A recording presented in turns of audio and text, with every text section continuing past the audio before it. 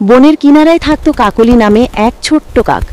অন্য কাকদের মতো তার পালক ছিল কালো, কিন্তু তার বুকের ঠিক মাঝখানে ছিল সামান্য লালচে রং। এই লালচে দাগ দেখে অন্য কাকেরা প্রায়ই জিজ্ঞেস করত, কাকলি, তোমার পালক এমন কেন? কাকলি নিজেও জানত না, সে শুধু অনুভব করত তার ভেতরে যেন একটা অদ্ভুত উষ্ণতা আছে। একদিন বনে ভয়াবহ ঝড় উঠল। পাখিরা গাছের ডালে ডালে আশ্রয় নিল, কিন্তু এক ছোট্ট টিয়া পাখি ডাল থেকে পড়ে গেল। ঝড়ের শব্দে কেউ শুনতে পেল না তার ডাক।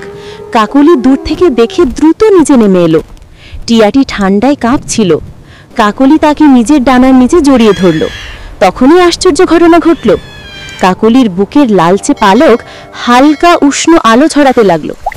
এই আলোতে টিয়াটি ধীরে ধীরে স্বাভাবিক হলো। ঝড় থামার পর টিয়া বলল, তোমার পালকটায় বিশেষ শক্তি আছে, এটা রক্ষা করার আলো। সেদিন থেকে কাকলিয়া তার পালকের ব্যাপারে লজ্জা পেল না।